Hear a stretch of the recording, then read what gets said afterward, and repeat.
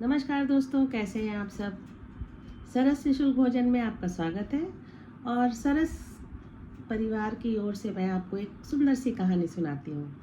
पुराने समय की बात है। कहानी का शीर्षक है शब्दों का महत्व। हम जो बोलते हैं उसका क्या महत्व होता है, सामने वाले के ऊपर क्या प्रभाव पड़ता है, इसी को दर्शाती एक छोटी सी कहानी है। तो पुराने समय की बात है। एक राजा साहब थे और रात में जब भोजन वोजन करके वो सोने गए तो उन्होंने रात में गहरी नींद में स्वप्न देखा कि उनके सामने के सारे दांत टूट गए हैं। एक बड़ा सा दांत है जो लटक रहा है, बाकी सारे दांत खत्म हो गए हैं। राजा साहब को बड़ी बेचैनी हुई, स्वप्न टूटा, पसीने से तरबतर। वो अपना ये रूप देख के उनको थोड़ा अजीब लगा। किसी तरह बेचैनी में रात कटी। सुबह उन्होंने दरबार जब लगाया तो अपने मंत्रियों को, सबको, मंत्री परिषद को बुलाया और कहा कि मैंने ऐसा ऐसा स्वप्न देखा है, तो मैं थोड़ा भयभीत हूँ कि इसका क्या परिणाम सामने आने वाला है, जानना चाहता हूँ। पूरे राज्य में मुनादी करा दी गई कि राजा साहब ने स्वप्न देखा है, जो स्वप्न का सही उत्तर देगा, सही तरह से बताएगा, तो उसको उचित इनाम दिया जाएगा। बहुत सारे लोग आते रहे। एक विद्वान आए, ज़्यादा उम्र के नहीं थे, विद्वान थे, काफ़ी अच्छा उनको समुद्र शास्त्र का ज्ञान था, जिसके आधार पे वो स्वप्न की बताते थे कि स्वप्न का क्या अर्थ है।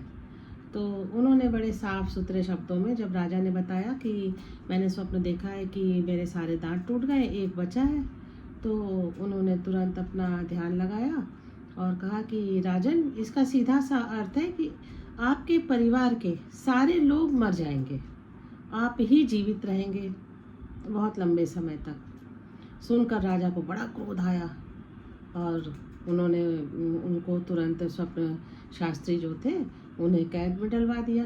ये क्या बात हुई, मेरे सारे परिवार को मारने का बता रहे हैं।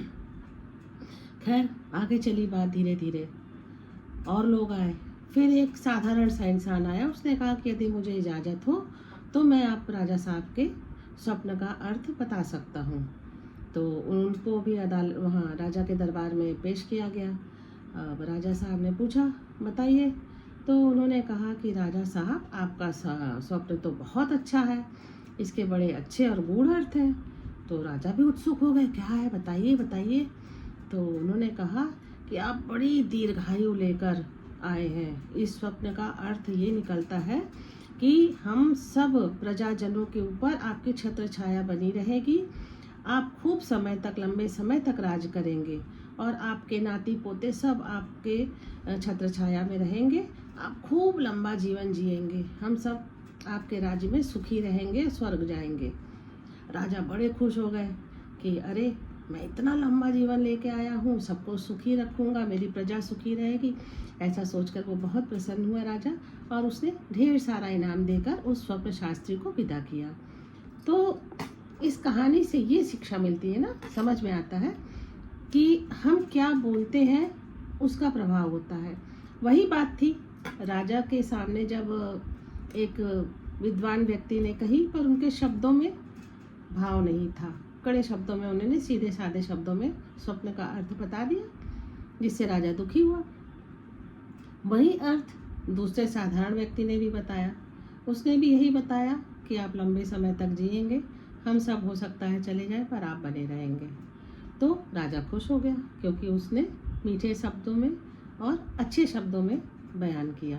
इसलिए जब भी बोले, अच्छा बोले, ताकि सामने वाले को बुरा ना लगे। हम कोई बात कहें, कितनी भी सच्ची हो, कितनी भी अच्छी हो, अगर अच्छी तरह से कहेंगे तो ही अच्छी लगेगी।